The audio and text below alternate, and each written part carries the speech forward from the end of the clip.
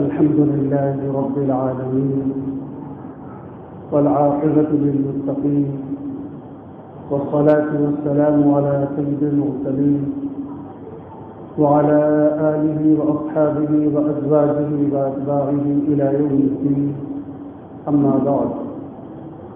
فأعوذ بالله من الشيطان الرجيم. بسم الله الرحمن الرحيم.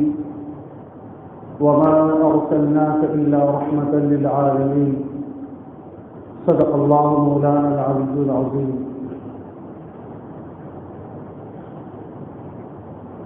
یہ ربیع الاول کا مہینہ ہے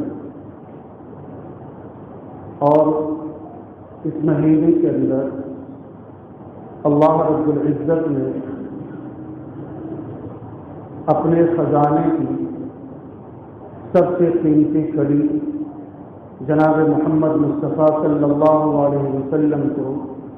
دنیا کے اندر مبعوث فرمایا. اس بنا پر سیرت کی نسبت سے کچھ اہم اور انتہائی ضروری باتیں آپ کے کرنے کا ارادہ ہے. دعا کریں کہ اللہ تعالیٰ اس معاملے کے اندر ہماری مدد فرمائے. اللہ کے رسول صلی اللہ علیہ وسلم کی جس زمانے کے اندر اور جس علاقے کے اندر آمد ہوئی تھی، وہ زمانہ بھی چیلنجوں سے بھرا ہوا زمانہ تھا اور وہ علاقہ بھی چیلنجوں سے بھرا ہوا علاقہ تھا. یعنی اللہ رب العزت کی وحدانیت اور اللہ رب العزت کے بتلائی ہوئی تعلیم اور طریقے پر عمل کرنا اس زمانے کے اندر اور بالخصوص اس علاقے کے اندر اپنے ہاتھ پر انگارے رکھنے کے مانند تھا. آج جس زمانے کے اندر ہم اور آپ زندگی گزار رہے ہیں، وہ زمانہ بھی در حقیقت انہی جیسے چیلنجوں سے کافی میل جول رکھتا ہے. کافی کچھ مشکلات اور دشواریاں آج بھی اللہ اور اللہ کے رسول کی باتوں پر عمل کرنے کے لیے ہمارے اور آپ کے سامنے کھڑی رہتی ہیں. لہذا سیرت کے اس پہلو کی طرف میں آپ کو متوجہ کراؤں گا کیسے چیلنجز بھرے زمانے اور علاقے کے اندر اللہ کے رسول صلی اللہ علیہ وسلم کی حکمت عملی کیا تھی اور آج ہم اہل اسلام اور اہل ایمان کو کس حکمت عملی کے ساتھ اپنی زندگی گزارنے اور اپنے پلان اور منصوبے کی ضرورت ہے. اللہ کے رسول صلی اللہ علیہ وسلم نے نبوت کی ذمہ داریوں کے نبھانے کا اعلان 40 سالہ زندگی گزر جانے کے بعد میں فرمایا تھا. آپ صلی اللہ علیہ وسلم کی 40 سالہ زندگی جو تھی، اسی چیلنجوں کو سمجھنے کے اندر اور انہی لوگوں کے اندر رہ کر کے زمینی حقیقت اور حقائق کو معلوم کرنے کے اندر آپ صلی اللہ علیہ وسلم نے صرف کیا. ایک بنیادی جملہ آپ ذہن کے اندر رکھیں تاکہ میں جب تشریح کروں تو آپ کو جملے کی یاد رہے. دنیا ایک سسٹم اور ایک نظام کے ساتھ چلتی ہے. اگر آپ کو کسی قوم کسی فرد کے سامنے اپنا ہمدرد ہونے کا دعویٰ ہے تو آپ کو اپنے اس دعوے پر دلیل دینے کی سخت ضرورت ہے. اگر آپ کا صرف دعویٰ ہے اور آپ نے اس پر دلیل قائم نہیں کی ہے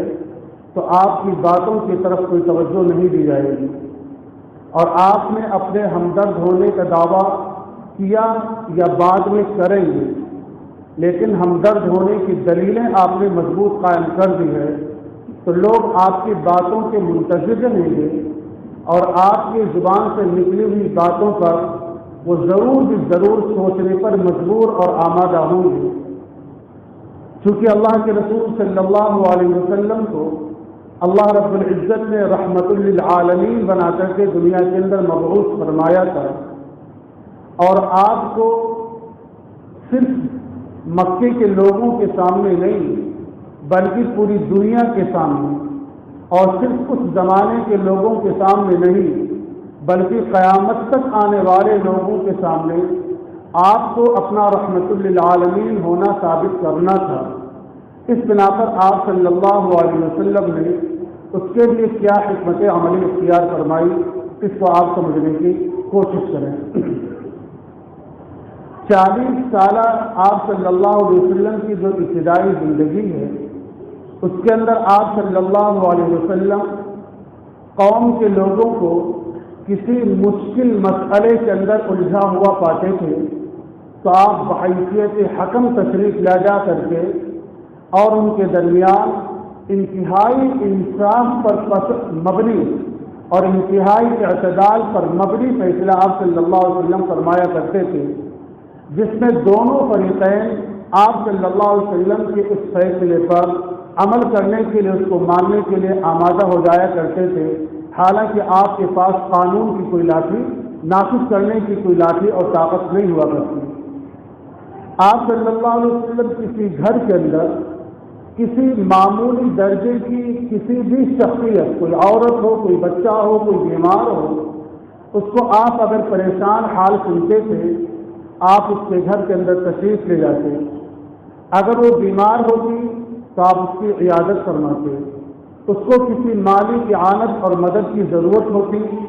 آپ صلی اللہ علیہ وسلم کے پاس ہوتا تو اس کی مدد فرماتے، ورنہ قرض اور ادھار لے کر کے ان کی مدد فرماتے۔ آپ کسی یتیم اور بیوہ کے متعلق جب آپ سنتے، آپ جو کچھ ان کا ہیلپ اور مدد کر سکتے آپ صلی اللہ علیہ وسلم مکمل ان کا تعاون فرماتے، مدد فرماتے، حتیٰ کہ مکے کی آبادی کے علاقے کے اندر اگر کبھی اچانک کسی حادثے اور واقعے کی خبر آتی تو اس کی تحقیقی صورتحال کے لیے اس جائے وقوع پر یا اس جگہ پر جہاں سے ایسی خبر آتی تھی اس کی تحقیق کا پتہ لگانے کے لیے، حقیقت حال جاننے کے لیے، اسے نمٹنے کے لیے مکے کے تمام لوگوں میں سے سب سے پہلے آپ صلی اللہ علیہ وسلم وہاں پر پہنچتے اور واپس آ کر کے لوگوں کو صحیح صورتحال بتلاتے اور ان کو اطمینان دلاتے، ان کے درمیان سے بے چینی اور بے اطمینانی کو ختم فرماتے۔ یہ آپ صلی اللہ علیہ وسلم کا وہ زمانہ ہے جو اعلان نبوت سے پہلے کا زمانہ ہے۔ اس طریقے سے روایتوں کے اندر بے شمار واقعات بھرے پڑے ہوئے ہیں جن کے ذریعے سے اللہ کے رسول صلی اللہ علیہ وسلم نے ان لوگوں کے سامنے اس بات کو انتہائی مضبوطی کے ساتھ پروف کر دیا تھا کہ واقعتاً آپ سارے جہان کے لیے رحمت للعالمین ہیں۔ آپ اپنی موجودگی کے اندر کسی بھی انسان کو معمولی درجے کی تکلیف کے اندر دیکھ کر کے آپ اتنا زیادہ پڑھتے تھے جتنا وہ اس تکلیف کے اندر مبتلا شخص نہیں پڑھا کرتا تھا۔ آپ کسی کی تکلیف کو دیکھ کر کے اتنا زیادہ خود غم اور رنج کے اندر مبتلا ہو جاتے تھے جو اس کے متعلقین، اس کے دوست احباب، اس کے خاندانوں کے لوگوں کو نہیں ہوا کرتا تھا۔ آپ اس تکلیف اور پریشانی کو دور کرنے کے لیے اتنی کچھ وہ ساری تدبیریں اور طریقے اختیار کر لیتے تھے جو اس کے متعلقین، اس کے دوست احباب اور رشتے دار نہیں اختیار فرمایا کرتے تھے۔ یہ آپ صلی اللہ علیہ وسلم نے ان لوگوں کے سامنے کر کے پوری قوم کے سامنے اس بات کا پروف پیش کر دیا تھا کہ آپ سارے لوگوں کے لیے ہمدرد ہیں، آپ یتیموں کا ماوا اور ملجا ہیں، آپ بیواؤں کے لیے پناہ گاہ ہیں، آپ ضرورت مندوں کی ضرورت پوری کرنے کے اندر پوری صلاحیت اور طاقت اور اپنے سارے اثاثے لگا دینے والے ہیں، اپنی قوم کے لیے، اپنے علاقے کے لیے، بلکہ انسانیت کے لیے اور اوپر ساری مخلوقات کے لیے اللہ کے رسول صلی اللہ علیہ وسلم نے اپنے وجود کو اور ان کے خیر خواہی کے لیے ہر ایک سے بیک زبان تسلیم کرا دیا تھا۔ یہ آپ صلی اللہ علیہ وسلم کا ابتدائی زمانہ ہے جس کو اختصار کے ساتھ آپ سمجھیں۔ یہ وہ زمانہ تھا جو چیلنجوں سے بھرا ہوا زمانہ تھا۔ اس وقت کے اندر ایسا نہیں تھا کہ کسی بھلائی کے کام کرنے والوں کو دعاؤں سے نوازا جاتا تھا۔ اس زمانے کے اندر بھی ایسے لوگ تھے جو نیکی کا کام کرنے والوں کو گالیاں دیتے تھے۔ اس زمانے کے اندر بھی ایسا تھا کہ بے سہاروں کا سہارا بننے والوں کو برا بھلا کہا جاتا تھا۔ کہ اس تمام کا صورتحال اس زمانے کے اندر بھی موجود تھی. معاشرہ برائیوں کی کوئی شکل ایسی نہیں تھی جس کے اندر جھگڑا ہوا نہ تھا، بلکہ ان کے درمیان انسانی خون سب سے زیادہ ارزاں اور سستا تھا. جیسا کہ آج جس زمانے سے اور جس علاقے کے اندر ہم اور آپ زندگی گزار رہے ہیں، اس کی صورتحال کافی حد تک اسی جیسی صورتحال سے ملتی اور جڑتی ہے، اور یہ زمانہ تقریباً اسی زمانے کے ساتھ ملتا اور جڑتا ہے. تو سب سے پہلے ایک انسان کی، خاص طور پر ایک مسلمان کی، یہ بنیادی ذمہ داری اور ضرورت ہے، بالخصوص آج کے اس دور اور زمانے کے اندر، کہ ہم لوگوں کے سامنے اور صرف یہ نہ کہیں کنتم خیر امۃ اخرجت للناس، کہ ہم ایک بہترین امت ہیں جو لوگوں کی نفع رسانے کے لیے ہم کو دنیا کے اندر برپا کیا گیا ہے، قائم کیا گیا ہے، بھیجا گیا ہے، کھڑا کیا گیا ہے. یہ صرف اب زبان سے نہ کہیں، بلکہ اب ضرورت اس بات کی ہے کہ ہر مسلمان جس شعبۂ حیات میں وہ اپنی زندگی گزار رہا ہو، جس جگہ کے اندر رہ کر کے وہ اپنی بنیادی ضروریات کے لیے محنتیں اور کوششیں کر رہا ہو، چاہے وہ ملازمت کے شعبے پر ہو، چاہے وہ کاشتکاری کے شعبے پر ہو، چاہے صنعت و حرفت کے شعبے پر ہو، یا اپنے نجی کسی کاروبار پر ہو، وہ اب قوم کے سامنے، ملک کے سامنے، لوگوں کے سامنے اس بات کا پروف پیش کرے کہ ہم لوگوں کی نفع رسانے کے لیے کھڑی کی گئی امت کے ایک فرد ہیں.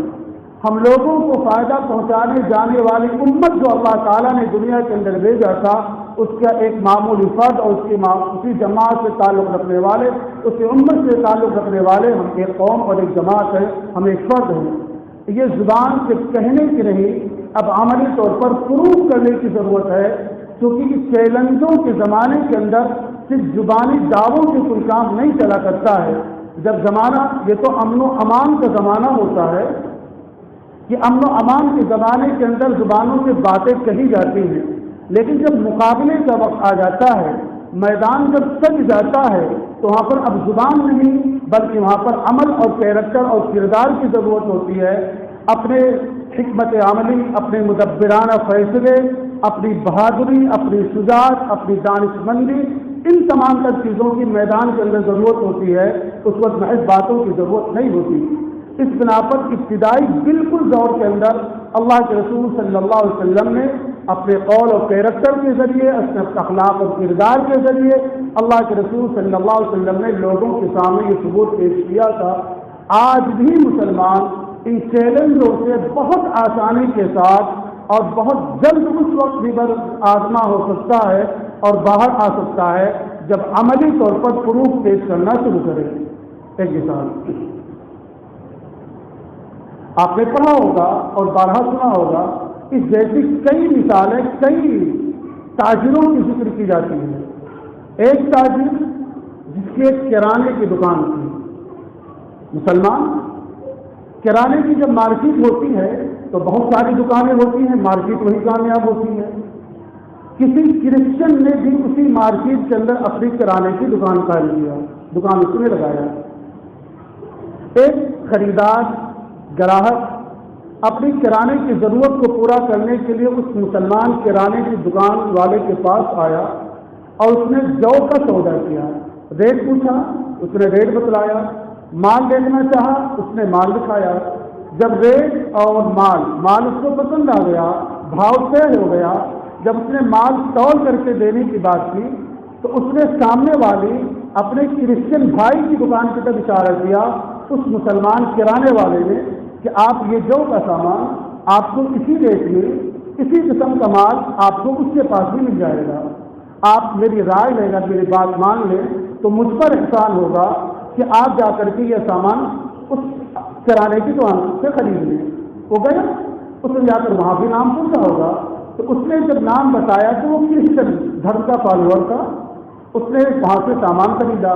سامان خریدنے کے بعد اب آ کر کے اس مسلمان کسٹمر جو دکاندار تھا اس کے پاس آ کر کہتا ہے کہ بھائی سامان تو میں نے خرید لیا، اب میں آپ کے پاس اس لیے آیا ہوں تاکہ آپ اس دھرم اور مذہب کا کلمہ مجھے پڑھا دیں جس کے آپ خود فالوور ہیں، جس پر آپ خود عمل پیرا ہیں. یعنی میں اسلام قبول کرنے کے لیے آپ کے پاس آیا ہوں. یہ واقعہ، ایسے کئی واقعات تاریخ کے اندر مل سکتے ہیں. اس کے لیے اس دکاندار نے نہ اس کو اسلام کا تعارف کرایا، نہ اس نے اسلام کی دعوت دی، نہ اس نے اسلام کا عالمی مذہب ہونا متعارف کرایا۔ صرف اس نے اس کے سامنے یہ پروف پیش کیا کہ ہم اس جماعت سے تعلق رکھنے والے ہیں، ہم اس مذہب کے ماننے والے ہیں، ہم اس نبی کے متبع اور پیروکار ہیں جس کے بارے میں قرآن نے دعویٰ کیا ہے کہ ہم ساری انسانوں کی نفع رسانی کے لیے پیدا کیے گئے ہیں۔ چونکہ ہماری ضروریات پوری ہو گئی تھی، ہم نے اپنے دوسرے بھائی کی نفع رسانی کے لیے طریقہ اختیار کیا کہ آپ جا کر کے سامان وہاں سے ملیں، آپ کو مال وہی ملے گا، دیکھ وہی ملے گا، لیکن ہمارے دوسرے بھائی کا، دوسرے انسان کا فائدہ ہو جائے گا۔ یہ پروف پیش کرنے کی ضرورت پڑتی ہے چیلنجز کے زمانے کے اندر۔ عام طور پر زبانی دعووں سے ایسے زمانے کے اندر کام نہیں چلا کرتا ہے۔ اس بنا پر آپ مجھے امید ہے کہ شاید ہمارے اس مضمون کو سمجھتے ہوں گے کہ اس دور کے اندر ہم جس شعبے حیات سے اپنی زندگی سے متعلق ہوں، اس کے اندر ہمارا مالک ہے، ہمارے ساتھی ہیں، ہمارے شرکائے کاروبار ہیں، ہمارے سفر میں آنے جانے والے لوگ ہیں، ہر اعتبار سے ان کے سامنے اس بات کو ثابت کرنے کی کوشش کرے کہ ہم دنیا کو بہت کچھ دینے کے لیے آئے ہیں، لوگوں کو بہت کچھ فائدہ پہنچانے کے لیے آئے ہیں، اس کا ایک فرد میں ہوں، اسی کا فالوور ہوں۔ وہ خود اب آپ کے بارے میں تحقیق کرے گا، جانکاری لے گا، اور اللہ رب العزت نے جس کے بارے میں دوسرا فیصلہ کر رکھا ہے اس کے بارے میں اللہ رب العزت کا فیصلہ نافذ ہو کر کے رہے گا۔ یہ آپ صلی اللہ علیہ وسلم کا ابتدائی زمانے کے اندر کیریکٹر اور کردار تھا۔ نمبر 2، 40 سال کا جب زمانہ گزر گیا تو اللہ کے رسول صلی اللہ علیہ وسلم کے کاندھے پر جو وہ بڑی اہم ذمہ داری، جو اس سے پہلے کسی کے اوپر اتنی اہم اور اتنی بڑے پیمانے پر وہ ذمہ داری نہیں ڈالی گئی تھی، اب اللہ کے رسول صلی اللہ علیہ وسلم کو حکم ہوا کہ آپ اپنی ذمہ داری کو ادا کرنے کے لیے اور اس اہم پیغام کو پہنچانے کے لیے آپ اعلانیہ طور پر لوگوں کے سامنے اب میدان میں اتر جائیں۔ اللہ کے رسول صلی اللہ علیہ وسلم جب میدان کے اندر اترے، یاد رکھیے دونوں زمانوں کا مقابلہ بھی کرتے رہیے اور حالات کو بھی سمجھتے رہیے۔ یہ وہ زمانہ ہے جب کہ قریش مکہ نے اسی بیت اللہ کی، جس کو اللہ کا گھر کہا جاتا تھا اور آج بھی کہا جاتا ہے، اس کی تعمیر جدید فرما لی تھی، کر لی تھی، اور تعمیر جدید کے بعد میں اللہ کے رسول صلی اللہ علیہ وسلم جس وقت اب اہم ترین ذمہ داری کو نبھانے کا اعلان فرما رہے ہیں، اسی اللہ کے گھر کے اندر، اسی بیت اللہ کے اندر 360 مورتیاں رکھی ہوئی ہیں، ایک دو نہیں، 360 مورتیاں اس اللہ کے گھر کے اندر رکھی ہوئی ہیں۔ جس گھر کو حضرت ابراہیم نے بنایا تھا توحید کی علامت کے لیے، جس گھر کو مرکز بنایا تھا پروردگار عالم نے توحید کی علامت اور نشانی کے لیے، جس پر اللہ رب العزت کی خصوصی رحمت و عنایت ہوتی تھی، جو تمام مذہب کے ماننے والے جن کے درمیان توحید کا کلمہ مشترک ہوا کرتا تھا اس مرکز سے عقیدت اور محبت رکھتے تھے، وہ ایک دو مورتیوں کا مندر نہیں تھا، بلکہ اس وقت سب سے بڑا مندر 360 مورتیوں کا مندر بنا ہوا تھا۔ یہ بیت اللہ شریف کی سوشل پوزیشن تھی۔ جس وقت اللہ کے رسول صلی اللہ علیہ وسلم اس ذمہ داری کو نبھانے کے لیے میدان کے اندر قدم رکھتے ہیں، آپ صلی اللہ علیہ وسلم نے قطعاً اس بات سے چھیڑ چھاڑ نہیں کیا کہ فوری طور پر بیت اللہ شریف کو پاک و صاف کیا جائے، فوری طور پر ان سے نکال کر کے اور بیت اللہ شریف کو اس خاص حیت اور نوعیت پر لایا جائے جو سیدنا ابراہیم علیہ السلام کے تعمیر کا فلاح و منصوبہ تھا، جس کے لیے اللہ رب العزت نے اول بیت کے لفظ قرآن پاک کے اندر اس کو تعبیر فرمایا۔ اللہ تعالیٰ نے فرمایا تھا ان اول بیت وضع للناس للذی ببکۃ مبارکا وہدی۔ یہ اللہ رب العزت نے اس بیت اللہ شریف کی تعریف فرمائی ہے کہ لوگوں کے لیے باعث ہدایت بھی ہے، باعث برکت بھی ہے۔ اس ہدایت کے مرکز کے اندر، برکت کے مرکز کے اندر یہ 360 مورتیوں کی تصویریں اور مجسمہ، یعنی سب سے بڑا مندر گویا کہ مورتیوں کا اس وقت بنا ہوا تھا۔ اس وقت میں اللہ کے رسول صلی اللہ علیہ وسلم نے جب اس اہم ذمہ داری کو نبھانے کے لیے جو آج امت کے ہر فرد پر کسی نہ کسی درجے کے اندر عائد ہوتی ہے، آپ صلی اللہ علیہ وسلم نے نبھانے کے لیے سب سے پہلے اس زمانے کے اندر بسنے والے لوگوں کو، نوجوانوں کو، بچوں کو، بوڑھوں کو، مردوں کو، عورتوں کو، سیاست سے تعلق رکھنے والوں کو، سماجی کارکنان کو، ہر ایک طبقے حیات سے تعلق رکھنے والوں کو اللہ کے رسول صلی اللہ علیہ وسلم نے ان کے ذہنی تبدیلی پر، ان کی فکری تبدیلی پر، ان کی سوچ کی تبدیلی پر اللہ کے رسول صلی اللہ علیہ وسلم نے محنت شروع فرمائی، کیونکہ یہ ذہن و دماغ انسان کے اندر وہ مرکزی حیثیت رکھتا ہے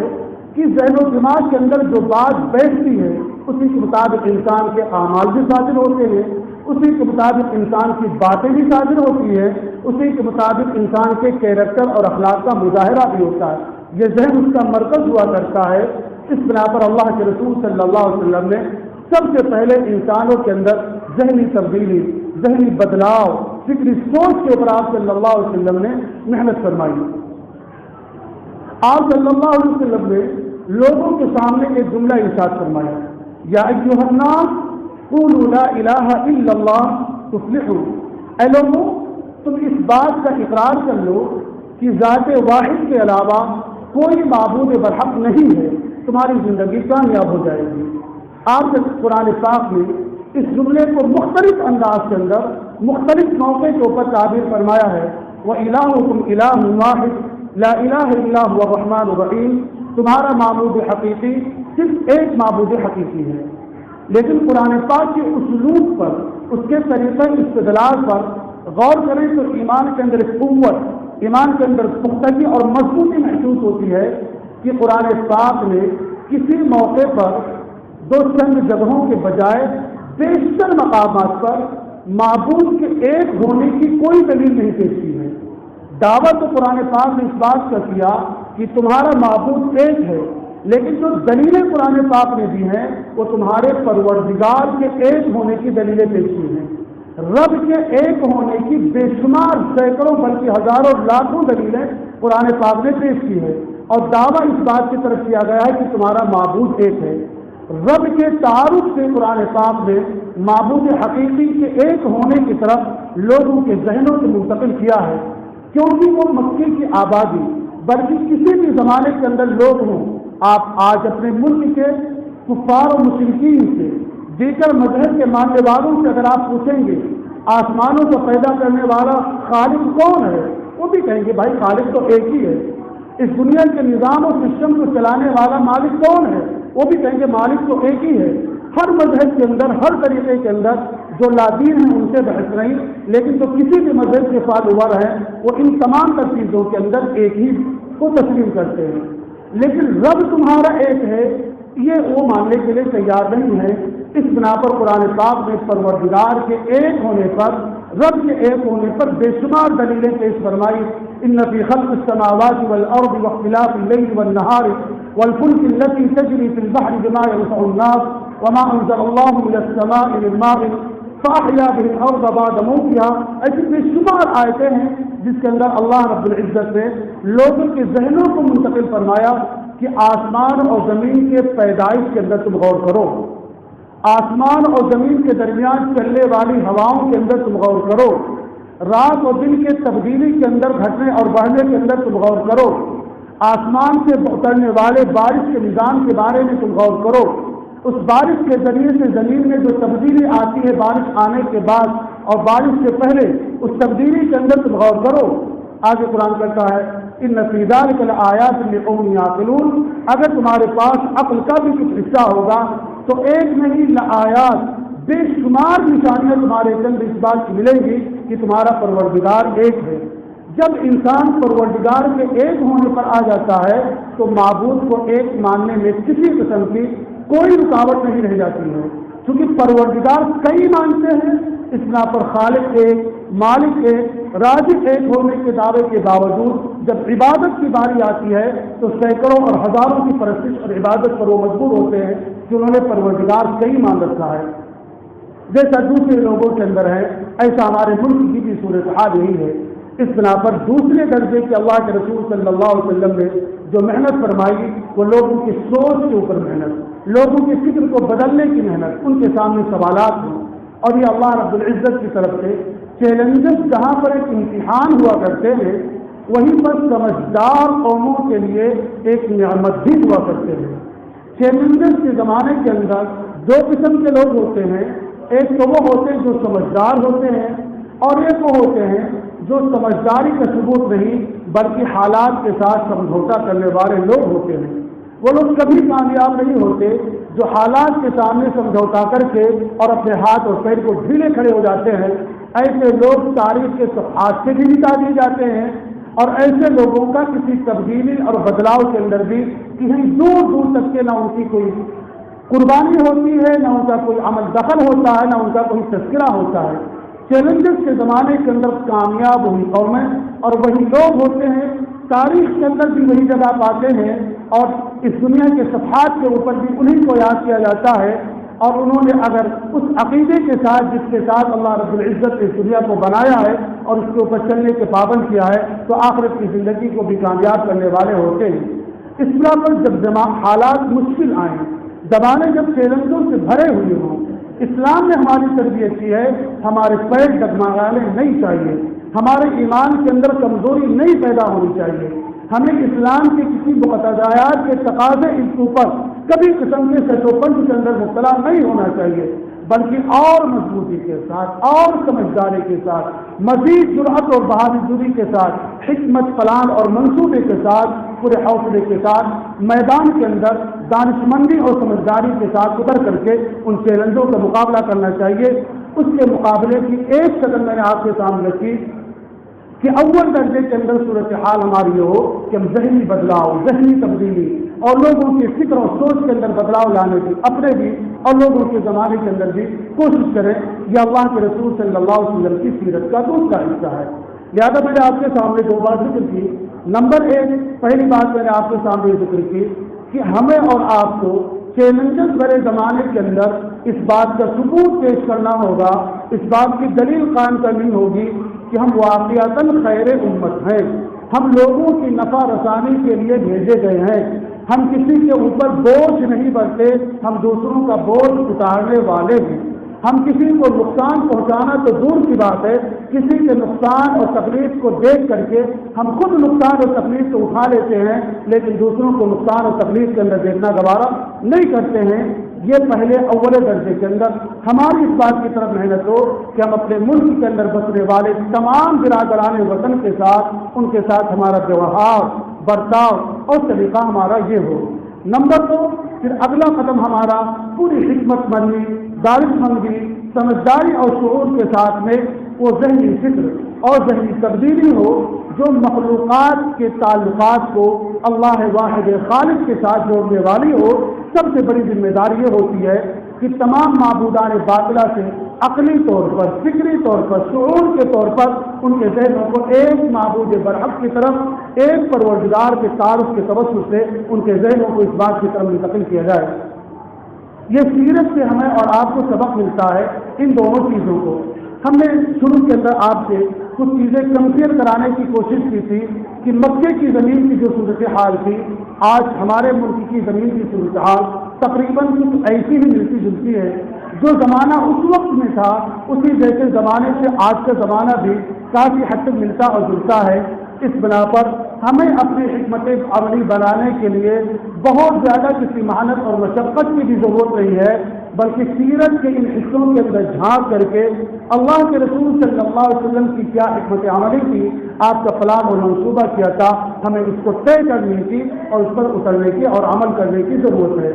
یہ اس ربیع الاول کے مہینے کے پہلے خطبے کے اندر ہم نے آپ کے سامنے یہ دو باتیں رکھی ہے، اس امید کے ساتھ کہ ہم میں سے کوئی نہ کوئی ضرور اس بات پر غور و فکر کرنے کی شروعات کرے گا،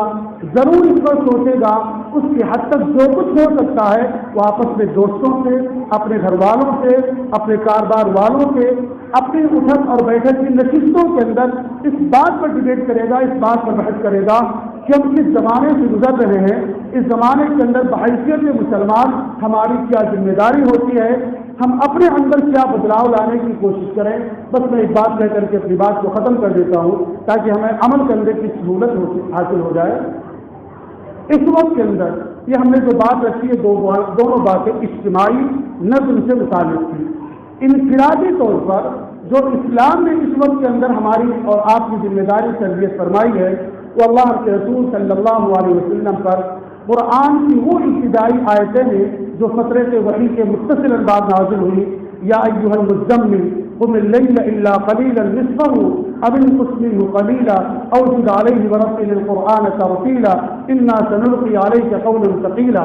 اللہ کے رسول صلی اللہ علیہ وسلم کو اللہ رب العزت نے مخاطب فرمایا، اے نبی انا سنلقی علیک قولا ثقیلا، ایک بھاری بوجھ، ایک بھاری ذمہ داری، ایک بھاری کلام ہم آپ کے اوپر نازل کرنے والے ہیں اور آپ کے کاندھوں پر ڈالنے والے ہیں. اس کو نبھانے کے لیے پیش کی تیاری آپ یہ شروع کر دیجئے. پیش کی تیاری ہے کہ رات کے اخیر حصے کے اندر جاگ کر کے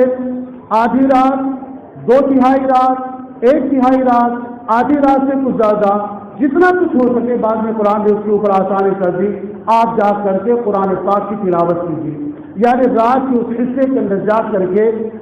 اللہ رب العزت کے کلام کی تلاوت تہجد کی نماز کے اندر کر کے اللہ رب العزت کو راضی کرنے کی کوشش کیجیے. اور اس تہجد کی نماز کے ذریعے سے اللہ کی رضا کی جب آپ متوجہ ہوں گے تو اللہ رب العزت انسانوں کے اندر جو استعداد اور صلاحیت رکھی ہے اس کے اندر اللہ تعالیٰ وہ جلا، وہ نور، وہ طاقت، وہ فرحت، وہ انبساط بخشتا ہے جو مشکل وقت کے اندر اس کے پیروں کو جمانے کے لیے وہ عاون اور مددگار بنا کرتے ہیں. اس بنا پر ہم اس بات کی طرف بھی کوشش کریں کہ رات کے ابتدائی حصے کے اندر چوپالوں پر بیٹھ کر کے، پان ٹھیلوں پر بیٹھ کر کے، ہوٹلوں پر بیٹھ کر کے، خواہ وہ نوجوان ہو خواہ وہ بڑی عمر کے لوگ ہوں، لمبی لمبی راتوں تک جاگتے ہیں اور اپنے وقت کو ضائع کر کے دوسرے ممالک کے صدر اور سیکریٹریوں کو مشورے دیتے ہیں. ہم ان کو جا کر کے مشورہ دینے کے بجائے ہم رات کے اس حصے کے اندر سو جائیں اور رات کے اخیر حصے کے اندر اٹھ کر کے اللہ کے رسول صلی اللہ علیہ وسلم کی اس اہم ذمہ داری کی طرف جو قرآن پاک نے آپ صلی اللہ علیہ وسلم کے کاندھوں پر ڈالا تھا اس کو کر کے نوجوان بھی تیاری کریں، بوڑھے بھی تیاری کریں، مرد بھی تیاری کریں، عورتیں بھی تیاری کریں. جب یہ تیاری ہوگی تو آنے والی بڑی ذمہ داری جو ہمارے اور آپ کے کاندھوں پر آنے والی ہے اس کے لیے اپنے آپ کو مستعد کرنے والے بنیں. اس بنا پر نمازوں کا خاصا اہتمام ہو، کسی بھی حال کے اندر نمازوں سے آدمی کی بے توجہی نہ ہو. بہت افسوس کے ساتھ میں اس بات کو آپ کے سامنے نقل کرتا ہوں، حالات اتنے مشکل کہ شاید قریب کے 500 سالوں کے اندر جو اتنے مشکل حالات اہل اسلام پر بالخصوص ہم مسلمانوں پر جس ملک کے اندر رہ رہے ہیں یہ نہ عالمی سطح پر نہ ملکی سطح پر نہیں آئے تھے. لیکن دوسری طرف تاریخ ناک پہلو، افسوسناک پہلو یہ ہے کہ ہم اتنے ہی غفلت کے اندر مبتلا ہیں جتنے خطرناک حالات ہیں. ہونا تو یہ چاہیے تھا کہ حالتوں کی نزاکتوں کو سمجھ کر کے ہم اپنے آپ میں مضطرب ہوتے، بے چین ہوتے، ہمارے اندر ایک الجھن سی ہوتی کہ ہم کیا کچھ کریں تاکہ حالات سے نمٹنے کے لیے جلد از جلد ہم کامیابی پا سکیں. لیکن ہماری غفلت وہی لاک ڈاؤن کے زمانے کے اندر پولیس کے ڈنڈوں کی وجہ سے ہم گھروں کے اندر رات میں جلدی آ جایا کرتے تھے، لیکن جو پولیس کے ڈنڈے ہماروں سروں سے ہٹے ہم پھر مارکیٹوں کو اسی طریقے سے 1 بجے اور 2 بجے تک چوپانوں پر بیٹھ کر کے نوجوان اور بوڑھے اسی نوعیت کے اوپر آ گئے. ایسی قومیں کامیاب نہیں ہوتی. چیلنجز اور حالات کو سمجھیے، اس کے لیے تیاری کیجیے. رات کے اول حصے کے اندر سو جائیے، آپ کی نیند پوری ہو جائے، اخیر میں اٹھ کر کے اللہ تعالیٰ کے سامنے اپنے بدن کو اس مشقت کے اندر مبتلا کیجیے کہ زیادہ سے زیادہ کھڑے ہو کر قرآن کی تلاوت کریں، اللہ کے سامنے روئیں اور گڑگڑائیں. یہ صرف ایک دعا نہیں ہے بلکہ کسی چیلنجر سے مقابلے کا ایک طریقہ کار بھی ہوا کرتا ہے. یہ دونوں چیزیں تہجد کی نماز کے اندر مخفی ہوا کرتی ہیں. اللہ رب العزت ہمیں اور آپ کو حالات کو سمجھ کر کے اپنی انفرادی بھی اور اجتماعی اصلاحات کی فکر کرنے کی اور اس پر عمل کرنے کی توفیق عطا فرمائے. وآخر دعوانا الحمد للہ رب العالمین.